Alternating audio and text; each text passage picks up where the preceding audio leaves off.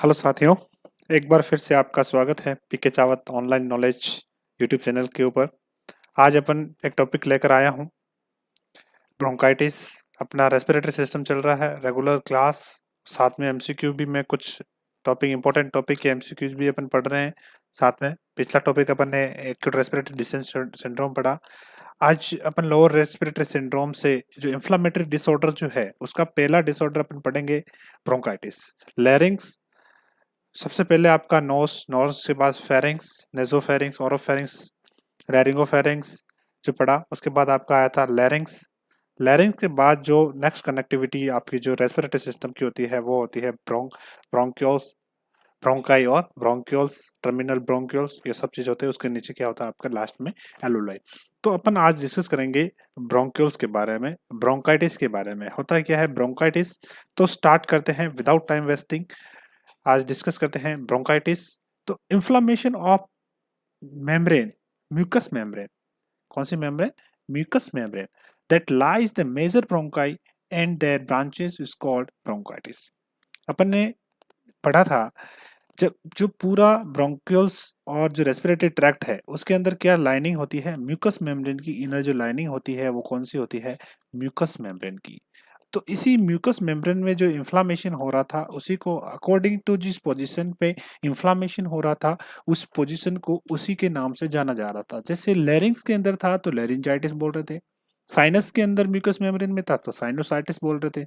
उसी प्रकार से अगर ब्रोंक्यूल्स की जो म्यूकस मेम्ब्रेन है उसके अंदर इन्फ्लामेशन हो, इन्फ्लामेशन किसी भी कारण की वजह से हो सकता है, वायरल इन्फेक्शन हो सकता है, केमिकल इरिटेंट्स हो सकता है, बैक्टीरियल होता है, फंगस, कोई भी फॉरेन बॉडी अब जब भी इस म्यूकस मेम्ब्रेन के पास जाती है तो वो उस फॉरेन बॉडी को इरिटेट पहचानती है और उसके पास जो अपनी जो सेल्स होती है उसके अंदर ब्लड सप्लाई के अंदर जो आपकी फेगोसाइटिक सेल्स होती है म्यूकस मेम्ब्रेन के अंदर, जैसे गोबलेट सेल्स जो होती है, वो क्या पता लगाती है कि अदर चीज को चाहिए। जब भी उसके पास कुछ भी अननोन चीज जाती है तो वो क्या करती है, अपनी केमिकल मीडिएटर्स रिलीज करती है।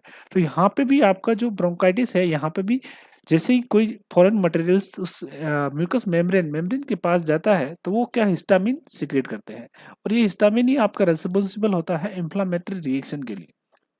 H1 हिस्टामिन, जब भी H1 हिस्टामिन आता है, इसकी पैथोफिजियोलॉजी में अपन पढ़ेंगे लेकिन मैं आपको बता देता हूँ, H1 जब भी आता है तो ये स्मूथ मसल को क्या करता है, स्मूथ मसल्स को क्या करता है, कॉन्ट्रैक्शन करता है, वेसो डायलेशन करता है। क्या करता है?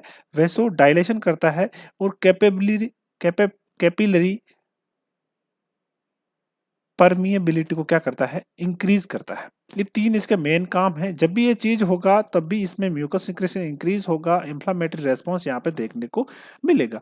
तो अगर inflammatory mucus membrane of the bronchioles की अगर उसके अंदर इंफ्लामेशन होता है तो उसको अपन क्या बोलते हैं? ब्रोंकाइटिस। ठीक है। अगर इसके अंदर आपका ट्रेकिया भी इन्वॉल्व है, अगर इसके अंदर ट्रेकिया भी इन्वॉल्व है तो उसको अपन क्या बोलेंगे? ट्रेक्यो ब्रोंकाइटिस। क्या बोलते हैं? ट्रेक्यो ब्रोंकाइटिस। ये ब्रोंकाइटिस टू टाइप के होते हैं, एक एक्यूट हो सकता है, क्रोनिक हो सकता है। कैसे? एक्यूट और क्रोनिक। एक्यूट जो टाइप होता है इसके अंदर जो इंफ्लामेटरी रिएक्शन होती है और उसके अंदर जो ब्लॉकेज होता है आपका ब्रोंकियल्स के अंदर, वो रिवर्सिबल होता है, उसको आप ठीक कर सकते हैं। ये लॉन्ग ड्यूरेशन के नहीं होता है, 7 to 10 days के लिए होता है, कुछ टाइम के लिए। और अगर आप नॉर्मली रहता है, अगर मोस्टली अगर बैक्टीरियल इन्फेक्शन या वायरल है तो अगर आप ट्रीटमेंट लेंगे तो उसके बाद वो ठीक हो जाता है। लेकिन अगर इसी एक्यूट को आपने ट्रीटमेंट नहीं किया गया और वही इरिटेंट या जो बैक्टीरिया या वायरस जो है उसके पास में कंटिन्यू कांटेक्ट में रहा, तो कंटिन्यू कांटेक्ट रहने की वजह से यही जो एक्यूट ब्रोंकाइटिस है वो आपका किसके अंदर चला जाएगा? आपका क्रोनिक वाली फेज के अंदर चला जाता है। मान लो कोई स्मोकिंग करता है ना, स्मोकिंग करता है, केमिकल को कंटिन्यू स्मोकिंग, एक बार ब्रोंकाइटिस हुआ 7 से 10 दिन में, फिर भी वो ठीक, मान लो ठीक हो गया, उसके बाद भी स्मोकिंग कंटिन्यू करता रहा, तो जो इरिटेशन वाला जो प्रोसेस है वो उस जो ब्रोंक्यूल्स है उसको क्या करेगा, उसकी जो मसल्स है, उसकी जो एपिथेलियल लाइनिंग है, म्यूकस मेम्ब्रेन की जो लाइनिंग है इसके अंदर सीलिएटेड स्क्वामस एपिथेलियम की जो लेयर होती है वो क्या करता है, उसको वो इन्फ्लामेट कर लेता है। तो वो फिर जो एक्यूट ब्रोंकाइटिस है वो किसके अंदर चेंज हो जाता है, आपका क्रोनिक ब्रोंकाइटिस के अंदर। और क्रोनिक ब्रोंकाइटिस है उसको अपन थोड़ा सा ठीक कर सकते हैं, लेकिन कंप्लीटली ठीक नहीं करते। ये क्रोनिक ब्रोंकाइटिस 3 से 4 महीने से ज्यादा या 2 साल तक रह सकता है, 2 साल से भी ज्यादा ये रहता है। अगर 2 साल के अंदर भी अपन ट्रीटमेंट नहीं करें तो धीरे धीरे क्या होता है, परसिस्टेंट हो जाता है और एक परमानेंट आपका ब्रोंकाइटिस जो है वो रहता है। कुछ भी छोटी मोटी एलर्जिक रिएक्शन, जैसे ही मौसम चेंज होता है तो आपको ये ब्रोंकाइटिस की प्रॉब्लम सीवियर देखने को मिलती है। लेकिन जो ब्रोंकाइटिस है वो कंटिन्यू आपका जो रहेगा, अगर आप एक्सरे करते हैं तो उसके अंदर आपका ब्रोंकस जो है वो कॉन्स्ट्रिक्ट आपको देखने को मिलता है। लेकिन वो इतना सीवियर नहीं होता कि जितना ज्यादा इरिटेंट इतना नहीं है। पर जैसे ही कोई छोटा मोटा ये आपका वायरल या फिर एलर्जी के कांटेक्ट में आते हैं तो उससे क्या होगा, आपको एकदम से सीवियर रिएक्शन देखने को मिलेगी और उसकी वजह से क्या होगा, आपको सीवियर सिम्टम भी देखने को मिलते हैं। इटियोलॉजी की अगर बात करें तो इटियोलॉजी जो मोस्ट कॉमन कॉज होता है ब्रोंकाइटिस का, मोस्ट कॉमन कॉज होता है वो है वायरल इन्फेक्शन। लेकिन ये ज्यादा सीवियर नहीं होता है। वायरल इन्फेक्शन याद रखेगा, एग्जाम पॉइंट ऑफ व्यू से ये क्या आता है, मोस्ट कॉमन जो इसका जो रेस्पॉन्सिबल होता है, मोस्ट कॉमन वो कौन होता है, वायरल इन्फेक्शन। लेकिन ये क्या होता है, लेस सीवियर होता है, ये सीवियर नहीं होता है। अगर किसी पेशेंट को, किसी भी पर्सन को अपर रेस्पिरेटरी इन्फेक्शन है तो वो उसी से लीड करता है। अपर रेस्पिरेटरी सिस्टम से वो ट्रांसमिट कहाँ हो जाता है, आपका लोअर रेस्पिरेटरी ट्रैक्ट में। अगर अपर रेस्पिरेटरी को आपने जैसे साइनोसाइटिस, टॉन्सिलाइटिस, फेरिंजाइटिस, लेरिंजाइटिस अगर कुछ कंडीशन है, ये कंडीशन अगर है तो ये वापस ट्रांसमिट कहाँ होती है, वो ये लेस होती है। लॉन्ग थोड़ा सा टाइम ज़्यादा लगता है लेकिन ये लेस सीवियर होता है। इसका जो मोस्ट कॉमन वायरल इन्फेक्शन का होता है वो कौन सा है, आपका हीमोफिलस इन्फ्लुएंजा। इंपॉर्टेंट क्वेश्चन है, नोट डाउन कर दीजिएगा।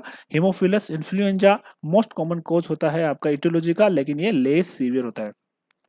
यही अगर ट्रीट नहीं होता तो सेकेंडरी आपका बैक्टीरियल इन्फेक्शन मोस्ट कॉमन रहता है और ये मोर सीवियर होता है।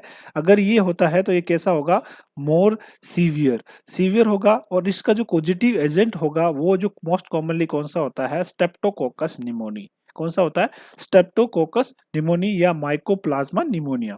यही आपका मोस्ट कॉमन कोज किसका होता है। इसी के बाद अगर ब्रोंकाइटिस को आप ठीक नहीं करते तो यही क्या लीड करता है, निमोनिया। और निमोनिया का भी अपन आगे नेक्स्ट अपने चैप्टर में, नेक्स्ट क्लास के अंदर अपन पढ़ेंगे निमोनिया। और उसी का भी मोस्ट कॉमन बैक्टीरियल कोज जो है वो कौन सा होता है, आपका streptococcus pneumoniae. Most common cause जो पूछा जाए एग्जाम में तो ये। अगर अपन फंगस की इन्फेक्शन की बात करें, वायरस से भी होता है, बैक्टीरियल भी होता है, फंगस भी होता है। तो फंगस के अंदर मोस्ट कॉमन किसके से होता है, एस्परजिलस से। किसके होता है, एस्परजिलस मोस्ट कॉमन कोज होता है फंगल इन्फेक्शन, जो क्या कोज करता है, आपका ब्रोंकाइटिस। केमिकल इरिटेंट्स की वजह से भी होता है, जैसे noxious fume, gases, air contaminants, potential complication of bronchial asthma, ये सारी चीजें होती है इरिटेंट। जैसे आप स्मोकिंग भी इसके अंदर ऐड कर दीजिएगा। स्मोकिंग भी जो क्या लीड करता है आपका, ये भी एक केमिकल इरिटेंट ही है जो क्या करता है, आपको ब्रोंकाइटिस लीड करता है। अगर इसकी पैथोफिजियोलॉजी की अपन बात करें तो किसी भी, जब भी कोई पैथोफिजियो अपर रेस्पिरेटरी ट्रैक्ट इन्फेक्शन है तो उसकी वजह से क्या होता है, वो इन्फेक्शन आपका अगर लोअर ट्रैक में ट्रांसमिट हो रहा है, उसी वजह से इरिटेंट जो है, इंफ्लामेटरी प्रोसेस कहाँ आपकी कर रही है, ट्रेकियल ब्रोंकियल ट्री के अंदर आपका अगर इन्फेक्शन फैला देता है तो उसकी वजह से क्या होगा, उसी म्यूकस मेम्ब्रेन, उसके अंदर जो सिक्रेटरी सेल है, म्यूकस मेम्ब्रेन की जो सेल्स है, गॉबलेट सेल, जो क्या सिक्रेट करेगी, आपका म्यूकस सिक्रेट करती है। उसकी जो सिक्रेटरी सेल है उसके अंदर से जो इंक्रीज प्रोडक्शन हो जाए, उसकी वजह से इंफ्लामेटरी रिएक्शन होगा। इंफ्लामेटरी रिएक्शन होने के बाद क्या होता है, प्रोडक्शन जो है उसका क्या हो जाता है, इंक्रीज। जब भी आपके हिस्टामिन सिक्रेट होते हैं तो ये स्मूथ मसल को तो क्या करते हैं, कॉन्स्ट्रिक्ट करते हैं। जिस स्मूथ मसल्स कॉन्स्ट्रिक्ट होने की वजह से जो आपका ब्रोंक्यूल है उसकी साइज क्या हो जाती है, एक तो पहले स्मूथ मसल्स, इसकी इनर लाइनिंग होती है, उसके अंदर जो लाइनिंग है वो स्मूथ मसल्स की होती है, वो क्या हो जाती है, कॉन्स्ट्रिक्ट। तो उसकी वजह से इसका क्या हो जाता है, नेरो हो जाती है एयरवे। और दूसरी बात क्या होती है, जो वेस्कुलर परमेबिलिटी जब क्या हो जाती है, इसकी बढ़ जाती है, तो जो ब्लड वेसल्स जो सप्लाई कर रही थी वो भी डायलेट हो जाती है। तो यहाँ पे ब्लड सप्लाई क्या होगी, तेज हो जाएगी। तो यहाँ पे ब्लड सप्लाई ज्यादा पहुंचेगी और जैसे ही जब भी वेस्कुलर परमेबिलिटी बढ़ती है तो जो ब्लड वेसल्स के अंदर जो ब्लड है, जो फ्लूइड है वो कहाँ आ जाता है, सेल के अंदर ज्यादा ट्रांसमिट होता है। इसी को बोलते हैं increase vascular capacity. Permeability, permeability मतलब जो उसकी जो परमेबल लेयर है वो क्या होती है, परमेबल ज्यादा हो जाती है तो उससे जो वाटर है वो कहाँ से चला जाएगा, ब्लड वेसल से वाटर कहाँ आ जाएगा, सेल के अंदर आने लगता है। तो उससे जो आपका जो सिक्रीशन है वो भी क्या हो जाएगा, बढ़ जाता है। और जब ये सिक्रीशन बढ़ता है और धीरे धीरे थिक हो जाता है तो ये क्या करता है, आपकी जो इसकी जो इनर लाइनिंग है उसको पूरा कंप्लीट क्या करता है, नेरो। और जब ये नेरो हो जाती है तो आपको क्या हो जाता है, डिस्निया, ब्रीथिंग डिफिकल्टी होने लगेगी। और जब ये नेरो के अंदर आप सांस लेंगे तो कौन सा साउंड सुनाई देगा, विजिंग साउंड आपको सुनाई देता है। तो इसके अंदर भी अपन देखते हैं यही कोज होता है, हिस्टामिन रिलीज होते हैं, हिस्टामिन होने के बाद इस वेस्कुलर परमेबिलिटी बढ़ती है, स्मूथ मसल कॉन्स्टिक हो जाती है। तो आपका जो इसके जो मेन काम क्या होता है, ब्रोंकाइटिस ये सब चीजों में क्या होगा, आपका जो एयरवे है वो क्या हो जाता है, नेरो हो जाता है। जितने जो कैपेसिटी है, जितनी उस नेरो, जितना आपको सांस लेने की जरूरत होती है उतनी जो जो एयरवे का जो डायमीटर है वो क्या हो जाता है, उसका डायमीटर डिक्रीज हो जाता है। और उसी की वजह से क्या होता है, आपका डिजीज प्रोसेस चालू हो जाता है। Increase mucus production caused by infection या airborne irritant that block airway in the lungs result decrease ability to exchange gases। और उसके बाद जब भी आपका नेरो ये हो जाएगा, नेरो हो जाएगा, फ्लूइड यहाँ पे एक बहुत कम एयर जाएगी और जो इसकी वजह से क्या होगा, गैस एक्सचेंज क्या हो जाएगा, डिक्रीज गैस एक्सचेंज। ठीक है। जितने भी रेस्पिरेटरी वाला डिसऑर्डर है उसके अंदर जो मेन जो चीज होता है, जो मेन अल्ट्रेशन देखने को मिलता है वो नैरोइंग ऑफ द एयरवे। या तो नैरो हो जाएगा या फिर उसमें क्या हो जाएगा, किसी प्रकार का ब्लॉकेज हो जाएगा, सिक्रीशन ज्यादा हो गया तो क्या हो जाएगा, उसके अंदर सिक्रीशन ज्यादा एक्यूमुलेट होने की वजह से वहां पे क्या होने लगेगा, ब्लॉकेज हो जाता है। ठीक है। There is increase mucus production, inflammatory changes and ultimately fibrosis in the airway wall. Fibrosis होने लग जाएगा, वो जो जो वॉल है, मसल्स है, वो क्या हो जाएगी, वहां पे फाइबर्स की फॉर्मेशन होती है, एकदम से क्या होने लगेगी, स्टिफ होने लगेगी। फिर उसके अंदर जो इलास्टिसिटी है वो, जब ये फाइबर्स फॉर्म में होने जाएगा तो इलास्टिसिटी क्या हो जाएगी, डिक्रीज आपकी क्या हो जाएगी, इलास्टिसिटी, इलास्टिसिटी क्या हो जाती है आपकी, डिक्रीज हो जाएगी। तो वो अकॉर्डिंग टू सिचुएशन वो अपने को डायलेट और रिलैक्स नहीं कर पाएगी, जिसकी वजह से आपका एयरवे में डिफिकल्टी होगी और वही क्या लीड करेगी, आपका डिजीज प्रोसेस। उसी को अपन क्या बोलते हैं, डिजीज जो है वो आपकी ब्रोंकाइटिस।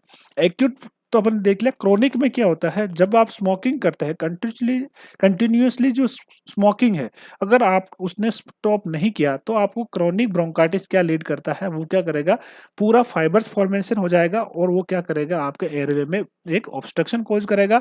उसी को अपन बोलते हैं chronic obstructive pulmonary disease. Pulmonary मतलब आपका जो एयरवे है उसी को आपको पल्मोनरी सिस्टम बोला जाता है, लोअर एयरवे के अंदर।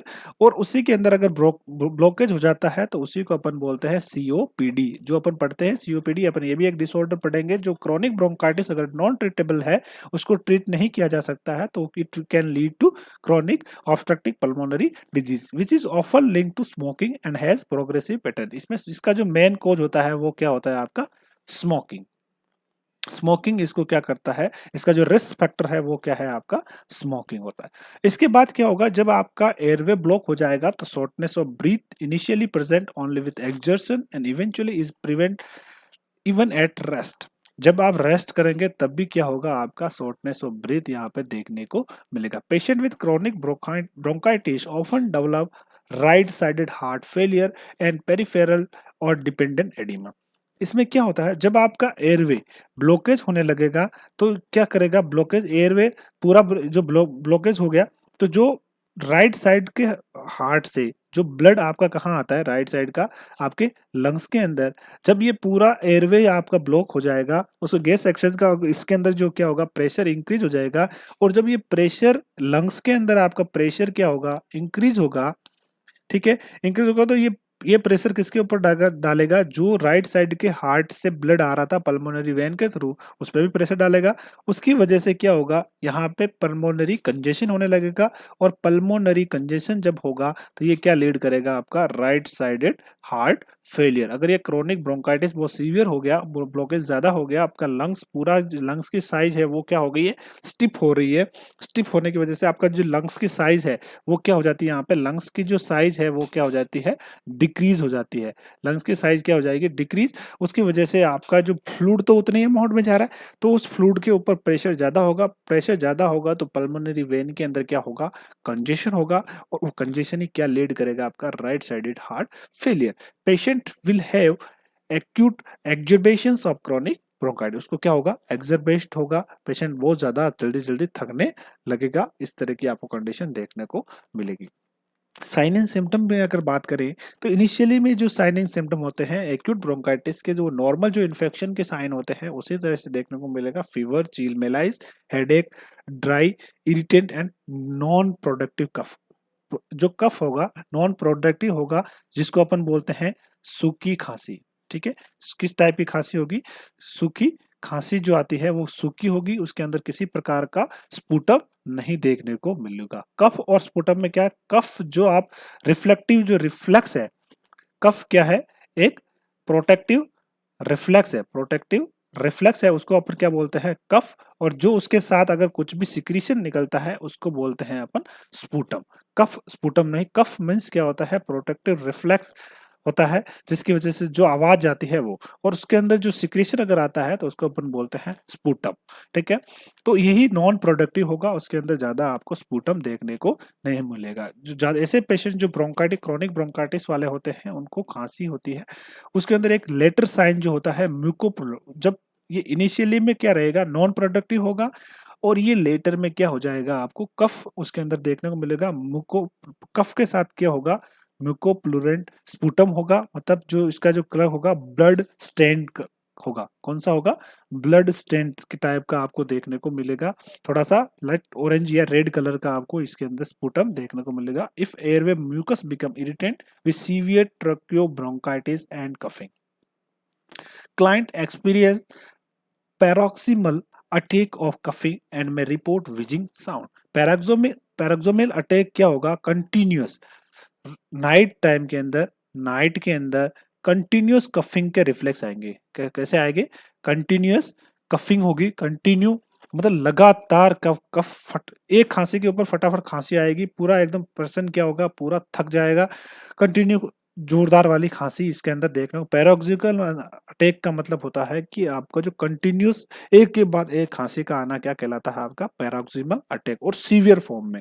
ये जो एक के बाद एक खांसी आएगी, एक के बाद दूसरी खांसी, और वो भी कैसे आएगी, सीवियर फॉर्म के अंदर अगर आ रही है, तो उस वाली कंडीशन को अपन बोलते हैं पैरोक्सिमल अटैक ऑफ कफिंग। और उसके साथ आपको विजिंग साउंड दिखाई देगा, क्योंकि जब एयरवे आपका नेरो होगा, और नेरो एयरवे के अंदर से कोई भी अगर एयर जाती है तो विजिंग, जैसे कि विस्लिंग साउंड जो आती है, जैसे कि बांसुरी बजा रहे हैं उस तरह की जो साउंड होती है, उसको अपन बोलते हैं विजिंग साउंड। ठीक है, laryngitis and sinusitis complicate the symptom. अगर इस ब्रोंकाइटिस के साथ में आपको साइनोसाइटिस और लेरिंजाइटिस भी हो गया है, तो ये इस कंडीशन को क्या करेंगे, बहुत ज्यादा कॉम्प्लिकेटेड बना देते हैं, इस कंडीशन को और ज्यादा सीवियर बना देते हैं। Most inspiratory crackles may be heard on chest auscultation. अगर आप चेस्ट सुनेंगे तो इंस्पिरेटरी जब भी आप करेंगे तो उसके अंदर क्या होगा, ये सिक्रीशन बहुत ज्यादा होगा, और सिक्रीशन के अंदर जब भी किसी सिक्रीशन के अंदर से एयर गुजरती है, तो एयर जब भी गुजरती है तो आपको क्रैकल साइन, जिसको अपन बोलते हैं बबलिंग साइन, आपको सुनाई देगा। जब भी आप ऑस्कल्टेट करेंगे, ऑस्कल्टेट मतलब आप स्टेथोस्कोप के थ्रू किसी भी कैविटी या के अंदर से जो उसकी साउंड को सुनना कहलाता है ऑस्कल्टेट। और उसको जब आप रखेंगे इंस्पिरेटरी, मतलब जब आप सांस ले रहे होंगे उस टाइम में आपको क्रैकलिंग साउंड, जब भी एयर किसी वाटर के ऊपर गिरती है, वाटर वाले जिस सिक्रीशन के ऊपर से होकर जाती है, तो किस तरह की साउंड आती है, बबलिंग साउंड, तो उसी के ऊपर बोलते हैं क्रैकिंग साउंड आपको सुनाई देगी। डायग्नोस्टिक के लिए अपन क्या करते हैं, डायग्नोस्टिक इवैल्यूएशन के लिए स्पुटम एग्जामिनेशन करते हैं। उस किसके लिए, अगर किसी बैक्टीरियल इन्फेक्शन है या कोई वायरल इन्फेक्शन है तो उसके लिए स्पुटम। और चेस्ट एक्सरे अगर अपन देखेंगे तो उसके अंदर आपको निमोनिया जैसी कंडीशन देखने को मिलेगी। ब्रोंकस है वो किस तरह को देखने को मिलेगा, आपको ब्रोंकस है वो है कॉन्स्ट्रिक्शन आपको यहाँ पे देखने को मिलेगा।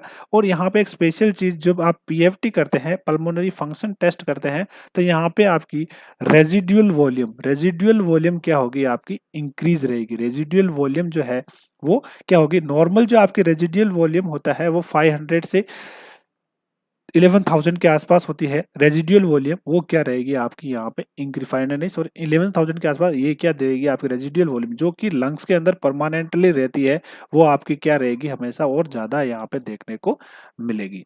ठीक है। मेडिकल मैनेजमेंट के अंदर इसके अंदर आप क्या कर सकते हैं, एक्यूट ब्रोंकाइटिस है तो सेल्फ लिमिटिंग होता है, जो भी इरिटेंट है उससे आपको दूर रहना है। ठीक है।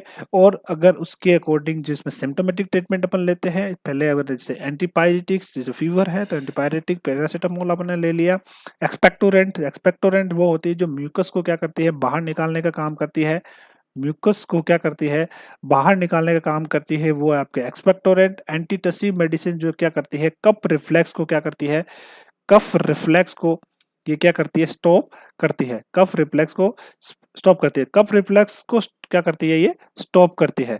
तो अगर मान लो किसी पेशेंट को प्रोडक्टिव स्पुटम या प्रोडक्टिव कफ आ रहा है तो उस टाइम में आपको एंटीटसिव मेडिसिन यहाँ पे नहीं लेना है, उस टाइम में आप कौन से लेंगे, एक्सपेक्टोरेंट लेंगे। क्योंकि अगर आपका सिक्रीशन ज्यादा है और आपने एंटीटसिव ले ली, एंटीटसिव आपने लेगी तो ये क्या करेगी आपके कफ रिफ्लेक्स को क्या करेगी, कफ रिफ्लेक्स को क्या कर देगी स्टॉप कर देगी। तो उसकी वजह से जो सिक्रीशन है वो सिक्रीशन क्या होगा आउट नहीं हो पाएगा, आउट नहीं हो पाएगा तो सिक्रीशन एक्यूमुलेशन कहाँ हो जाएगा आपका लंग्स के अंदर, लंग्स के अंदर सिक्रीशन एक्यूमुलेट होगा तो ये क्या कॉज करेगा आपका निमोनिया। तो ये ध्यान रखना होता है कि अगर प्रोडक्टिव कफ आ रहा है तो आपको क्या लेना है एक्सपेक्टोरेंट लेना है, घुशेल फैन करके एक आती है वो आपको लेना है। एंटीटसिव के अंदर क्लोरामफेनिकोल जैसी आती है, ये सारी क्या एंटी हिस्टामिनिक ड्रग्स होती है जो क्या करती है कफ रिफ्लेक्स को क्या करती है डिक्रीज करती है। ठीक है। तो ये नहीं लेना है। और जब भी आपको एक प्रोडक्टिव कप इस तरह की चीज हो रही है तो आपको क्या करना है फ्लूइड का जो इंटेक है वो भी आपको क्या करना है इंक्रीज करना है, जो क्या करेगा म्यूकस को क्या करेगा म्यूकस के सिक्रेशन म्यूकस को क्या करेगा थिन करता है। Humidify assist in keeping mucous membrane moist because dry air aggravate the cough। Dry air जो होती है वो क्या करेगी आपको, अगर मान लो किसी पेशेंट को ऑक्सीजन चल रही है और उसको क्या है ब्रोंकाइटिस है, तो आपको हमेशा ये ध्यान रखना है कि उसको जो ऑक्सीजन देंगे वो कौन सी देंगे आपकी ह्यूमिडिफाइड, कौन सी वाली देंगे ह्यूमिडिफाइड ऑक्सीजन देंगे विदाउट, अगर आपने विदाउट ह्यूमिडिफाई दिया तो वो क्या करेगा आपके उसके जो कफ रिफ्लेक्स है उसको बढ़ा सकता है। ऐसे पेशेंट में अपन क्या यूज करते हैं इसके मैनेजमेंट के लिए, मैनेजमेंट के लिए अपन क्या यूज करते हैं स्टीम इनहेलेशन। स्टीम इनहेलेशन यहाँ पे बहुत ही इंपॉर्टेंट चीज होता है स्टीम इनहेलेशन, या फिर आप नेबुलाइजेशन भी करवाते हैं। अगर एंटीटसिव जो है एंटी हिस्टामिनिक वाले का अपन क्या करा सकते हैं नेबुलाइजेशन। तो यहाँ पे हमेशा ये ध्यान रखना होगा कि आपको ह्यूमिडिफाइड एयर यूज करना है। अगर आपने ड्राई एयर यूज किया तो वो क्या कोज करेगा, ड्राई एयर आपका क्या लीड करेगा और आपकी इस कंडीशन को क्या करेगा उसको सीवियर बना देगा। तो if secondary bacterial invasion occur, the previously mild infection become more serious and usually accompanied by persistent cough and thick purulent sputum। अगर इस बैक्टीरियल इन्फेक्शन है तो ये क्या होगा लॉन्ग टाइम के लिए रहेगा और ये क्या करेगा बहुत ज्यादा सिक्रेशन आपको बहुत ज्यादा कफ और बहुत ज्यादा थिक सिक्रेशन बना देगा। अगर इस बैक्टीरियल इन्फेक्शन को आपने ट्रीट नहीं किया, जो बैक्टीरियल का जो मोस्ट कॉमन कॉज कौन सा है स्ट्रेप्टोकोकस न्यूमोनियाई, वो क्या लीड करेगा उसके बाद नेक्स्ट आपका pneumonia. Pneumonia is collection of the fluid in the alveoli, alveoli के अंदर सिक्रीशन का कलेक्ट हो जाना, इन्फ्लामेशन हो जाना एल्वेलाई तक, जो ब्रोंकाइटिस है वो एल्वेलाई तक पहुंच जाना, उसी कंडीशन को अपन क्या बोलेंगे pneumonia. Secondary infection usually subside as the bronchitis subside but they may persist several week. Secondary infection जो है वो ज्यादा टाइम तक रह सकता है अगर ब्रोंकाइटिस सबसाइड हो जाए, लेकिन वो सेवरल वीक्स तक भी रह सकता है। बाकी तो क्या होगा सेकेंडरी इन्फेक्शन भी सबसाइड हो जाता है जैसे ही ब्रोंकाइटिस चला। सेकेंडरी इन्फेक्शन मतलब एल्वोलाई तक, ब्रोंकस वाला इन्फेक्शन कहाँ तक पहुंच गया है एल्वोलाई तक। ठीक है। When secondary infection is evident, physical odor और broad spectrum antibiotic when sputum culture result are available। अगर आपका secondary infection के अंदर क्या है, अगर बैक्टीरियल इन्फेक्शन पाया जाता है तो आप क्या इसमें ब्रॉड स्पेक्ट्रम एंटीबायोटिक अपन यूज करेंगे। नर्सिंग रेस्पॉन्सिबिलिटी की बात करें तो nurse auscultate breath sound and monitor vital sign every 4 hour, specially if the client has fever. ठीक है। वाइटस अगर फीवर है तो आप क्या करेंगे, 4 आवर्ली उसके वाइटस मॉनिटरिंग करेंगे और उसके जो ब्रीथ साउंड है उसको सुनेंगे। अगर ब्रीथ साउंड सुनेंगे तो उसके अंदर कौन सी साउंड आएगी, क्रैकल साउंड देखने को मिलेगी और विजिंग साउंड यहाँ पे देखने को मिलेगा। ही और सी encourage the client to cough and deep breathing every 2 hourly while awake and expectorant rather than swallow sputum. Sputum को बाहर निकालने के लिए पेशेंट को क्या बोले मोटिवेट करेंगे और उसको डीप ब्रीथिंग एक्सरसाइज के लिए अपन क्या करेंगे, बोलेंगे डीप ब्रीथिंग एक्सरसाइज के लिए अपन क्या यूज कर सकते हैं, यहाँ पे स्पाइरोमीटर यहाँ पे अपन यूज करेंगे, spirometer. Place patient in high Fowler position, कौन से पोजीशन देंगे, हाई फाउलर पोजीशन देंगे। Humidification of surrounding air, loosen bronchial secretion. The nurse change the bedding and client clothing if the become damp with perspirations and offer fluid frequently. बहुत ज्यादा उसको पानी पीने के लिए बोलना है। बेड शीट उसको बार बार उसकी जो चेंज करना है। अगर उसके ऊपर किसी प्रकार का कोई स्पूटम वगैरह गिर गया है तो आपको फ्रिक्वेंटली उसकी बेड को चेंज करना है। The nurse is effort to prevent the spread of infection. Teacher the client wash the hand frequently particularly when handling secretion and salt tissue. जब भी आप इसको हैंडलिंग करेंगे तो हैंड वॉशिंग कंटिन्यूली आपको करना है। Hand washing is the most important procedure for the prevent infection transmission and prevent self to infections. Cover the mouth when sneezing and coughing. Discard soil tissue in a plastic bag. Avoid sharing eating utensils and personal articles with others. Monitor sputum for change in color amount which may signal infection is patient with chronic bronchitis. Chronic bronchitis में आपको किस तरह का देखने को मिलेगा, rusty colour, rusty colours का आपका क्या देखने को मिलेगा, एकदम से जो स्पुटम है वो ब्लैक सा आपको देखने को मिलेगा। तो उसके अंदर क्या हो रहा है, क्रोनिक ब्रोंकाइटिस की ओर पेशेंट जा रहा है। उसके जो साइन है वो रस्टी कलर जो है, रस्टी कलर आपको देखने को मिलेगा, एकदम से जो होगा आपका ग्रे कलर का। ठीक है, यहाँ पे स्पुटम देखने को मिलेगा। एक क्लास में स्पेशली आपका स्पुटम और स्पुटम को निकालने के प्रोसेस के लिए भी अपन एक पूरी, जिसको अपन बोलते हैं पोस्चरल ड्रेनेज, उसके ऊपर भी एक पूरी क्लास अपन लेंगे, जिससे आपको एग्जाम के पर्पज से जो क्वेश्चन आते हैं वो भी अपन इसके अंदर अपन डिस्कस करेंगे। यहाँ पे फ्लूइड, जब भी ऐसे पेशेंट होते हैं जिनको कफ ज्यादा आता है, प्रोडक्टिव कफ है, तो यहाँ पे आपको फ्लूइड को क्या करना है, बहुत ज्यादा इंक्रीज करना है। जितना ज्यादा पानी पिएगा उतना स्पुटम और जो सिक्रीशन है वो क्या होगा, आउट हो जाएगा। तो आज के लिए इतना ही काफी है। थैंक यू दोस्तों। आपको वीडियो कैसा लगा? अगर आज वीडियो अच्छा लगे तो आप शेयर करें। मोस्ट इंपॉर्टेंट चीज़ है, इससे रिलेटेड मैं जब क्वेश्चन डालूंगा तो आप उस क्वेश्चन को अच्छे से सोल्व करें। क्वेश्चन सोल्व करने के लिए आप मेरे गूगल साइट पे भी जा सकते हैं, जिसके लिंक में आपके डिस्क्रिप्शन में डाल मिल जाएगा। तो उससे आप क्वेश्चन सोल्व करेंगे। लेकिन उसको, अगर आपको क्वेश्चंस के सॉल्यूशन भी चाहिए तो आप मेरे यूट्यूब चैनल को सब्सक्राइब कर लीजिएगा। यूट्यूब चैनल पे मैं इसके रिलेटेड सारे क्वेश्चंस भी आपको प्रोवाइड करूंगा, ताकि आपका जो टॉपिक है उससे रिलेटेड पूरा टॉपिक आपका एकदम से क्लियर हो जाए। तो थैंक यू सो मच।